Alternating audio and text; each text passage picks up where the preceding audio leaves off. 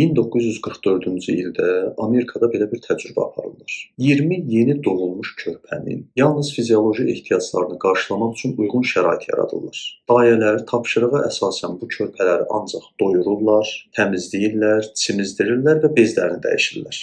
Bunun xaricində hansısa emosional ünsiyyət, sevgi göstərmək, hətta zəruri deyilsə toxunmaq qadağan edilir. Bir növ bu körpələrə sadəcə fizioloji ehtiyacları qarşılanan maşınlar kimi yanaşırlar. Bu arada mühit də olduqca sterildir. Yəni fizioloji şərtlər yaşamaq üçün tamamilə uyğundur. 4 aydan sonra bilirsiniz nə olur? Körpələrin yarıdan çoxu ölür. Diqqət edin, körpələrin ölməsi üçün heç bir fizioloji səbəb olmadığı halda. Yəni bu körpələr öləndə fizioloji cəhətdən sağlam idilər. Təcrübə zamanı başqa bir maraqlı nüansda müşahidə edilir. Deməli bu körpələr ölümlərindən qısa müddət əvvəl səs çıxarmaqdan, dayələrin diqqətini çəkməkdən, onlarla ünsiyyət qurmağa çalışmaqdan, hərəkət etməkdən, hətta ağlamaqdan imtina etmişdilər.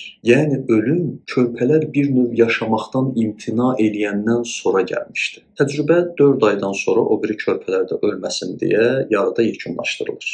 Ancaq bu körpələrdən də o imtina etmə dediyimiz mərhələyə keçmiş olanlar mühitləri dərhal dəyişildiyi və təbii ailə mühitinə köçürüldükləri halda təəssüf ki, xilas edilə bilmirlər. Buradan nə başa düşürük? Fizioloji ehtiyaclar qarşılandığı halda, emosional, psixoloji, mənəvi ehtiyaclar qarşılanmadığı halda ölmə ehtimalı 100%-ə yaxındır. Bu hissi maddi təminatları yerində olduğu halda yoldaşı ilə 2 kəlmə söz danışa bilməyən qadınlar yaxşı bilərlər. Ona görə də övladlarımızın fizioloji, maddi ehtiyaclarını təmin etməklə bərabər onları sevgi ilə, qayğı ilə qucaqlamalıyıq ki, sağlam bir şəkildə həyatda qala bilsinlər. Təbii ki, sevgi də deyəndə uşağın hər istədiyini almağı, yəni sevgini belə maddiyyatla həll etməyi nəzərdə tutmaq.